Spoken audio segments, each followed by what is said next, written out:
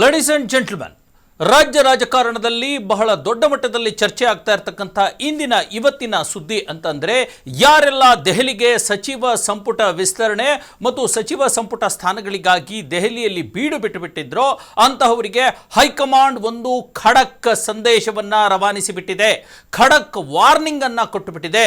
ಸ್ವತಃ ಎಐಸಿಸಿಯ ಪ್ರಮುಖ ನಾಯಕರ ಮತ್ತು ಅನಭಿಷಿಕ್ತ ಹೈಕಮಾಂಡ್ ಅಂತಾನೆ ಕರೆಸಿಕೊಳ್ಳುವಂಥ ರಾಹುಲ್ ಗಾಂಧಿ ಯಾರೆಲ್ಲ ನಮಗೆ ಖ್ಯಾತೆಯನ್ನು ಮಾಡಿಕೊಂಡು ದೆಹಲಿಗೆ ಬಂದಿದ್ರು ಮತ್ತು ಬೇರೆ ಬೇರೆ ಖಾತೆಗಳನ್ನು ನಮಗೆ ಕೊಡಬೇಕು ಅನ್ನುವಂಥ ಒತ್ತಾಯವನ್ನು ಹಾಕ್ತಾ ಇದ್ರು, ಅಂತಹವರಿಗೆಲ್ಲ ಸ್ವತಃ ರಾಹುಲ್ ಗಾಂಧಿ ಖಡಕ್ ವಾರ್ನಿಂಗ್ ಮಾಡಿದ್ದಾರೆ. ಯಾವುದೇ ಕಾರಣಕ್ಕೆ ಬಾಯಿ ಬಿಚ್ಚೋ ಹಾಗಿಲ್ಲ, ಬಾಯಿ ಮುಚ್ಕೊಂಡಿರಬೇಕು. ಏನು ಖಾತೆಯನ್ನು ಕೊಟ್ಟಿದ್ದೀವಿ ಮತ್ತು ಯಾಕೆ ಕೊಟ್ಟಿದ್ದೀವಿ ಅನ್ನುವಂಥದ್ದು ನಮಗೆ ಮಾತ್ರ ಗೊತ್ತು.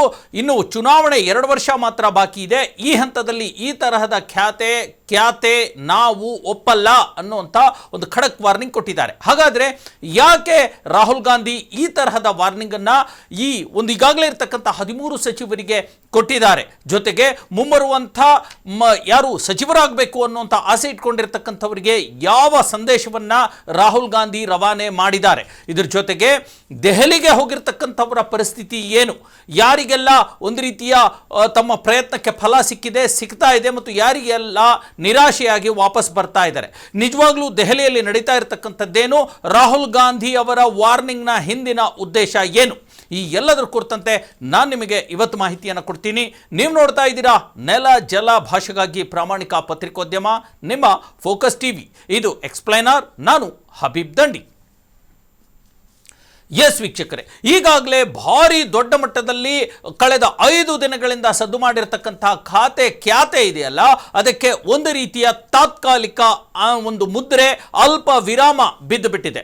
ನೋಡಿ, ಕಳೆದ 5 ದಿನಗಳಿಂದಲೂ ಕೂಡ ಕರ್ನಾಟಕದ ಪ್ರಮುಖ ಸಚಿವರು ಅಂತಾನೆ ಗುರುತಿಸಿಕೊಳ್ಳುವಂಥ ಕೃಷ್ಣ ಬೈರೇಗೌಡ KBG ಇವರು ಈಗ ದೆಹಲಿಗೆ ಹೋಗಿ 5 ದಿನಗಳಿಂದ ಠಿಕಾಣಿ ಹೂಡಿದ್ರು.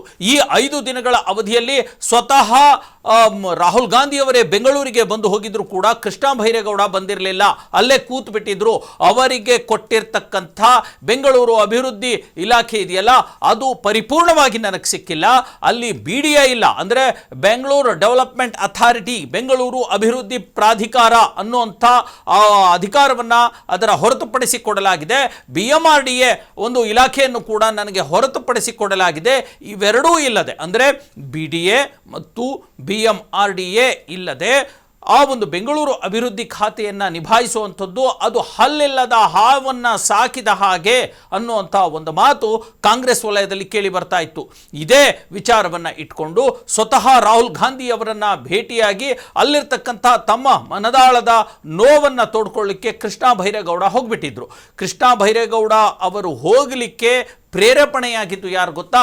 ಮತ್ತೊಬ್ಬ ಕಾಂಗ್ರೆಸ್ ಸರ್ಕಾರದ ದೊಡ್ಡ ಸಚಿವರು ಮತ್ತು ಹಿರಿಯ ನಾಯಕರು, 8 ಬಾರಿ ವಿಧಾನಸಭಾ ಕ್ಷೇತ್ರಗಳಲ್ಲಿ ಗೆಲುವನ್ನು ದಾಖಲಿಸಿ ಬೆಂಗಳೂರಿನ ಒಂದು ರೀತಿಯ ಹಿರಿಯ ರಾಜಕಾರಣಿ ಅಂತಾನೆ ಕರೆಸಿಕೊಳ್ಳುವಂಥ ರಾಮಲಿಂಗಾರೆಡ್ಡಿ ಯಾವಾಗ ಖಾತೆ ಹಂಚಿಕೆ ಮಾಡಿದ 2 ದಿನಗಳಲ್ಲಿ ತಮ್ಮ ರಾಜೀನಾಮೆಯನ್ನು ಆ ಖಾತೆಗೆ ಅವರು ಸಲ್ಲಿಸಿಬಿಟ್ರು. ಅವಾಗಲೇ ನೋಡಿ ಕಾಂಗ್ರೆಸ್ ಪಕ್ಷದಲ್ಲಿ ಮತ್ತು ಕಾಂಗ್ರೆಸ್ ಸರ್ಕಾರದಲ್ಲಿ ಬಂಡಾಯ ಅನ್ನುವಂಥದ್ದು ಶುರುವಾಗಿದ್ದು.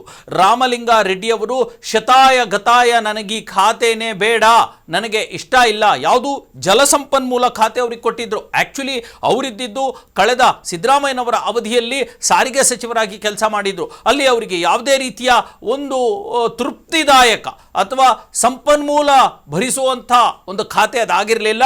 ಮೊದಲೇ ಶಕ್ತಿ ಯೋಜನೆ, ಫ್ರೀ ಬಸ್ಗಳನ್ನು ಓಡಾಡಿಸಬೇಕು, ಫ್ರೀ ಟಿಕೆಟ್ಗಳನ್ನು ಕೊಡಬೇಕು. ಮೊದಲೇ KSRTC ಲಾಸಲ್ಲಿ ನಡೀತಾ ಇದೆ. ಅಂತಹದರಲ್ಲಿ ಫ್ರೀ ಯೋಜನೆಯನ್ನು ಕೂಡ ಈಗಾಗಲೇ ಕಾಂಗ್ರೆಸ್ ಸರ್ಕಾರ ಅಳವಡಿಕೆ ಮಾಡ್ಕೊಂಡು ಬಿಟ್ಟಿದೆ. ಈ ಹಂತದಲ್ಲಿ ಅದರಲ್ಲಿ ಇನ್ಕಮ್ ಬರೋದು ಎಲ್ಲಿಂದ? ಬರಲ್ಲ, ಬರೋಕ್ಕೆ ಸಾಧ್ಯನೇ ಇಲ್ಲ. ಹಾಗಾಗಿ ಹಾಗೂ ಹೀಗೋ ಹೇಗೋ 3 ವರ್ಷ ಆ ಸಾರಿಗೆ ಇಲಾಖೆಯನ್ನೇನೋ ಹ್ಯಾಂಡಲ್ ಮಾಡಿದ್ರು. ಅದಾದ ನಂತರ ಈಗ ತಮ್ಮ ಪರಮಾಪ್ತ DK ಶಿವಕುಮಾರ್ ಮುಖ್ಯಮಂತ್ರಿ ಆದಮೇಲೆ ಆದರೂ ಕೂಡ ಒಂದು ಒಳ್ಳೆ ಕಮಾಯಿ ಇರುವಂಥ ಖಾತೆ ಬೇಡವಾ? ಸಂಪನ್ಮೂಲ ಕ್ರೋಢೀಕರಣ ಮಾಡುವಂಥ ಖಾತೆ ಬೇಡವಾ? ಬೆಂಗಳೂರಿನ ಮೇಲೆ ಹಿಡಿತ ಸಾಧಿಸುವಂಥ ಖಾತೆ ಬೇಡವಾ ಅನ್ನುವಂಥದ್ದು ರಾಮಲಿಂಗಾರೆಡ್ಡಿ ಅವರ ಎಣಿಕೆಯಾಗಿತ್ತು ಮತ್ತು ಆಸೆಯೂ ಆಗಿತ್ತು. ಅದಕ್ಕಾಗಿಯೇ ಅವರು ಬೆಂಗಳೂರು ಅಭಿವೃದ್ಧಿ ಏನಿದೆ ಇಲಾಖೆ, ಅಭಿವೃದ್ಧಿ ಪ್ರಾಧಿಕಾರದ ಇಲಾಖೆ ಏನಿದೆ ಆ ಒಂದು ಖಾತೆಯನ್ನು ಕೇಳಿದರು. ಆದರೆ ಶತಾಯ ಗತಾಯ ಅವ್ರಿಗೆ ಕೊಡಲಿಕ್ಕೆ ತಯಾರಿರಲಿಲ್ಲ ಹೈಕಮಾಂಡ್. ಅದಾಗಲೇ ಅದನ್ನು ಕೃಷ್ಣ ಬೈರೇಗೌಡ ಅವರಿಗೆ ಕೊಟ್ಟುಬಿಟ್ಟಿತ್ತು. ಈ ಹಂತದಲ್ಲಿ ಅವರು ತಮ್ಮ ರಾಜೀನಾಮೆಯನ್ನು ಸಲ್ಲಿಸಿದ್ರು. ನಂತರ ಒಂದು ದಿನ ತಮಿಳುನಾಡಿಗೆ ಮೊಬೈಲ್ ಸ್ವಿಚ್ ಆಫ್ ಮಾಡಿಕೊಂಡು ಕೂಡ ಹೋಗ್ಬಿಟ್ಟಿದ್ರು. ಅದಾದ ನಂತರ ಮತ್ತೆ ಬಂದು ಮತ್ತೆ ಮುಖ್ಯಮಂತ್ರಿ ಶಿವಕುಮಾರ್ ಅವರೊಂದಿಗೆ ಮಾತುಕತೆಯನ್ನು ಆಡಿ ಖಾತೆಯ ಗೊಂದಲಕ್ಕೆ ಒಂದಷ್ಟು ಸಮಾಧಾನ ಪಟ್ಕೊಳ್ಳುವಂಥ ಮಾತುಗಳನ್ನು ಆಡಿದರು. ಆದರೆ ಪರಿಪೂರ್ಣವಾಗಿ ಅವರಿಗೆ ಸಮಾಧಾನ ಇಲ್ಲ ರಾಮಲಿಂಗಾರೆಡ್ಡಿ ಅವರಿಗೆ. ಈ ಹಂತದಲ್ಲಿ ಡಿ ಕೆ ಶಿವಕುಮಾರ್ ಅವರ ಮನವಿಗೆ ಮತ್ತು ಅವರ ಒತ್ತಾಯಕ್ಕೆ ಮಣಿದು ಅದು ಹೇಗೋ ಸಮಾಧಾನ ಪಟ್ಕೊಂಡ್ರು. ಅದಾದ ನಂತರ ನೋಡಿ ಕೃಷ್ಣ ಬೈರೇಗೌಡ ಸಿಡಿದು ಬಿದ್ದುಬಿಟ್ರು. ನೋ ನನಗೆ ಬೆಂಗಳೂರು ಅಭಿವೃದ್ಧಿ ಖಾತೆ ಕೊಟ್ಟಿದ್ದೀರಾ, ಅದರಲ್ಲಿ ಏನೂ ಇಲ್ಲ, ನಾನು ಇದರಲ್ಲಿ ಮಾಡೋದಕ್ಕೆ ಸಾಧ್ಯನೇ ಇಲ್ಲ, ನನಗೆ ಬೇಕಾದರೆ ನೀವು ನನಗೆ ಹಳೆಯ ಕಂದಾಯ ಖಾತೆನೇ ಕೊಟ್ಬಿಡ್ರಿ, ಅದನ್ನೇ ಹೇಗೋ ಹ್ಯಾಂಡಲ್ ಮಾಡ್ಕೊಂಡು ಹೋಗ್ಬಿಡ್ತೀನಿ, ಇದೇನು ಹಲ್ಲಿಲ್ಲದ ಹಾವನ್ನು ಇಟ್ಕೊಂಡು ನಾನೇನು ಮಾಡಬೇಕು ಅನ್ನುವಂಥ ಮಾತನ್ನು ಸ್ವತಃ ಕೃಷ್ಣ ಬೈರೇಗೌಡ ಅವರ ಬೆಂಬಲಿಗರೇ ಆಡೋದಕ್ಕೆ ಶುರುವಾಯಿತು. ನಮ್ಮ ಬಾಸ್ಗೆ ಅಂತಹ ಖಾತೆಯಲ್ಲಿ ಬೆಂಗಳೂರು ಅಭಿವೃದ್ಧಿಯಲ್ಲಿ ಯಾವುದೇ ರೀತಿಯ ಅನುಕೂಲ ಇಲ್ಲ ಅನ್ನುವಂಥ ಮಾತನ್ನು ಹೇಳ್ತಾ ಇದ್ರು. ಇದೇ ಪಟ್ಟನ್ನು ಹಿಡ್ಕೊಂಡು ಕೃಷ್ಣ ಬೈರೇಗೌಡರು ಕಳೆದ 5 ದಿನಗಳಿಂದ ದೆಹಲಿಯಲ್ಲಿ ಬೀಡುಬಿಟ್ಟಿದ್ದಾರೆ. ತಮ್ಮ ಒಂದು ರೀತಿಯ ಒಡನಾಡಿಯಾಗಿರ್ತಕ್ಕಂಥ ರಾಹುಲ್ ಗಾಂಧಿ ಅವರೊಂದಿಗೂ ಕೂಡ ಮಾತನಾಡಿದ್ದಾರೆ. ಇದರ ಜೊತೆಗೆ ಈಗ ಕೃಷ್ಣ ಬೈರೇಗೌಡರ ಹೊಡೆತ ಅಷ್ಟೇ ಅಲ್ಲ, ಕಾಂಗ್ರೆಸ್ ಸರ್ಕಾರಕ್ಕೆ ಕೆ ಎಚ್ ಮುನಿಯಪ್ಪನವರು ಕೂಡ ಖಾತೆ ಹಂಚಿಕೆಯಾದ 2ನೇ ದಿನದಿಂದಲೇ ತಮ್ಮ ತರಲೆಯನ್ನು ಶುರು ಮಾಡಿದರು, ತಮ್ಮ ಅಸಮಾಧಾನವನ್ನು ಹೊರಗಡೆ ಹಾಕೋದಕ್ಕೆ ಶುರು ಆದರು. ಅವರು ಕೂಡ ನಾನು ಈ ಹಿಂದೆ ಆಹಾರ ಖಾತೆ ನಿಭಾಯಿಸ್ತಾ ಇದ್ದೆ, ಈಗಲೂ ಕೂಡ ಅದೇ ಕೊಟ್ಟಿದ್ದೀರಲ್ಲ, ನನಗೆ ಬೇಕಾಗಿಲ್ಲ ಆಹಾರ ಖಾತೆ, ಯಾಕಂದರೆ ಅವ್ರಿಗೂ ಕೂಡ ನಾನು ಹಿರಿಯ ಇದ್ದೀನಿ, ಹೇಗೆ ರಾಮಲಿಂಗಾರೆಡ್ಡಿ 7-8 ಬಾರಿ ಶಾಸಕರು, ಹಾಗೆ ನಾನು 7 ಬಾರಿ ಸಂಸದ, 2 ಬಾರಿ ಶಾಸಕ ಅನ್ನುವಂಥ ಮಾತನ್ನು ಹೇಳಿದರು. ಅತಿ ಹಿರಿಯ ಶಾಸಕ ನಾನೇ ಅನ್ನುವಂಥ ಮಾತನ್ನು ಹೇಳ್ತಾ ನನಗೂ ಕೂಡ ಒಂದು ಪ್ರಬಲವಾದ ಖಾತೆ, ಅಂದರೆ ಅವ್ರ ಮಾತುಗಳಲ್ಲಿ ಹೇಳೋದಾದರೆ ಜನ ಕೆಲಸವನ್ನು ಮಾಡುವಂಥ, ಜನ ಕಲ್ಯಾಣವನ್ನು ಮಾಡುವಂಥ ಒಂದು ಖಾತೆಯನ್ನು ನನಗೆ ಕೊಡಿ, ಸಮಾಜ ಕಲ್ಯಾಣ ಇಲಾಖೆ ಖಾತೆಯನ್ನು ಕೊಡಿ ಅನ್ನುವಂಥ ಒಂದು ಒತ್ತಾಯವನ್ನು ಮಾಡಿದರು. ಆದರೆ ಮೊದಲ ಬಾರಿ ರಾಹುಲ್ ಗಾಂಧಿ ಯಾವಾಗ ಬಂದರು, ಈ ಖಾತೆ ಕ್ಯಾತೆ ಶುರುವಾದ ಮೇಲೆ ಮುನಿಯಪ್ಪನವರಿಗೆ ಸಮಾಧಾನ ಮಾಡೇನೋ ಹೋದರು, ಆದರೆ ಮರುದಿನ ಮತ್ತೆ ಸಿಡಿದು ಬಿದ್ದರು. ಹಾಗಾಗಿ ಈ ಖಾತೆ ಕ್ಯಾತೆ ಹಾಗೆ ಮುಂದುವರೆದಿದೆ. ಇತ್ತ ಕಡೆ ರಾಮಲಿಂಗಾರೆಡ್ಡಿ, ಅತ್ತ ಕಡೆ ಮುನಿಯಪ್ಪ, ಇತ್ತ ಕಡೆ ಈ ಕೃಷ್ಣ ಬೈರೇಗೌಡ, ಇವರು 3 ಜನರ ಹೊಡೆತದಲ್ಲಿ ಸಿಕ್ಕು ಡಿ ಕೆ ಶಿವಕುಮಾರ್ ಹೈರಾಣ ಆಗ್ತಾ ಹೋದರು. ಇದರ ಜೊತೆಗೆ ಈಗಾಗಲೇ ಅವರು ಮತ್ತೊಮ್ಮೆ ನಾನು ಕೂಡ ದೆಹಲಿಗೆ ಹೋಗ್ತೀನಿ ಅನ್ನೋಂಥ ಮಾತನ್ನು ಯಾವಾಗ ಮುನಿಯಪ್ಪ ಹೇಳಿದ್ರು, ಡಿ ಕೆ ಶಿವಕುಮಾರ್ ಅವರಿಗೆ ಟೆನ್ಷನ್ ಆಗಿರೋದಂತೂ ನಿಜ. ಅದರ ಹಿಂದೆನೇ ಸತೀಶ್ ಜಾರಕಿಹೊಳಿ ಅಂತ ಹಿರಿಯ ನಾಯಕರು ಕೂಡ ತಮ್ಮ ಖಾತೆಯ ಬಗ್ಗೆ ಅಸಮಾಧಾನವನ್ನು ವ್ಯಕ್ತಪಡಿಸಿದರು. ನೋಡಿ, ಸಿದ್ದರಾಮಯ್ಯನವರ ಒಂದು ಸರ್ಕಾರದಲ್ಲಿ ಅವರಿಗೆ ಮೊದಲ ಬಾರಿ ಅಬಕಾರಿ ಖಾತೆಯನ್ನು ಕೊಡಲಾಯಿತು.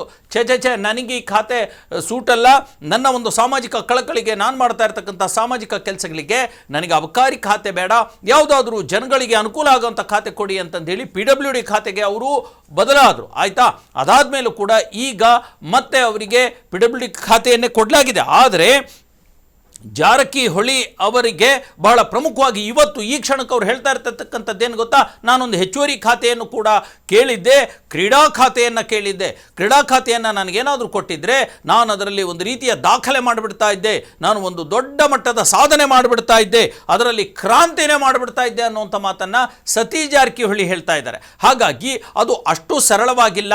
ಸತೀಶ್ ಜಾರಕಿಹೊಳಿ ಅವರ ಒಂದು ನೋವು, ಒಂದು ಬೇಡಿಕೆ ಬೇರೆ ವಿಚಾರದಲ್ಲೂ ಇರತಕ್ಕಂಥದ್ದು, KPCCಯಲ್ಲೂ ಕೂಡ ಅಲ್ವಾ. ಹಾಗಾಗಿ KPCC ಅಧ್ಯಕ್ಷ ಸ್ಥಾನವೂ ಸಿಗಲಿಲ್ಲ, ಅವರು ಇಷ್ಟಪಟ್ಟ ಖಾತೆಯೂ ಸಿಗಲಿಲ್ಲ, ಅವರು ಮಾಡಬೇಕು ಅಂದ್ಕೊಂಡಿರ್ತಕ್ಕಂಥ 2 ಖಾತೆಯ ಮೇಲೆ ಕಣ್ಣಿಟ್ಟಿದ್ರು, ಅದು ಕೂಡ ಸಿಗಲಿಲ್ಲ.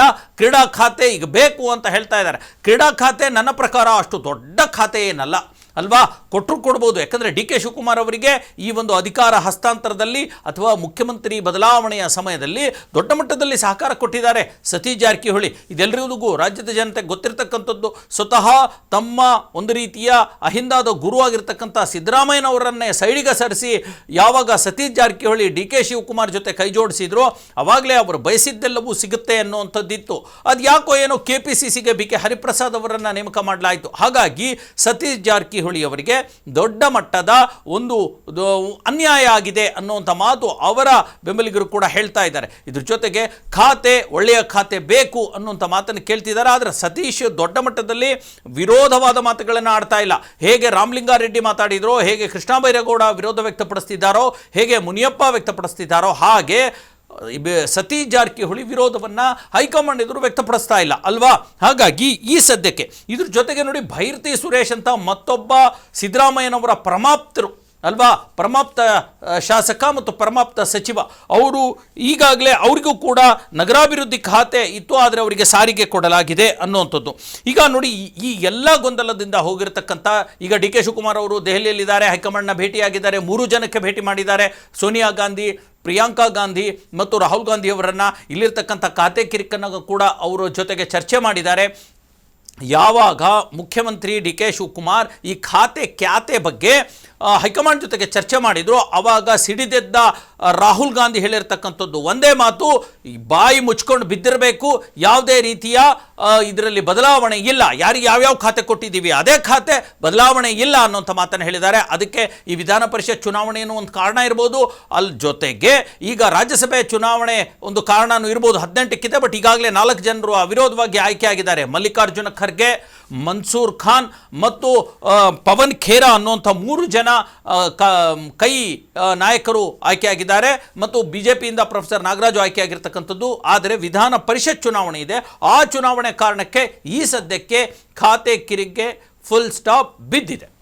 ಎಸ್ ವೀಕ್ಷಕರೇ, ಇದಾಗಿತ್ತು ಇವತ್ತಿನ ಎಕ್ಸ್ಪ್ಲೇನರ್. ನಾನು ಮತ್ತೊಂದು ಸುದ್ದಿಯೊಂದಿಗೆ ಮತ್ತೆ ನಾನು ನಿಮ್ಮ ಜೊತೆ ಹಂಚಿಕೊಳ್ಳಿಕ್ಕೆ ನಾನು ಬರ್ತೀನಿ. 2ನೇ ಸುದ್ದಿ, ನಮ್ಮ ದೊಡ್ಡ ಮಟ್ಟದ 2ನೇ ಸುದ್ದಿಯ ಬಗ್ಗೆನೂ ಕೂಡ ನಾನು ನಿಮಗೆ ಹೇಳ್ತೀನಿ. ಅದಕ್ಕೂ ಮುನ್ನ ಒಂದು ಚಿಕ್ಕ ಬ್ರೇಕ್.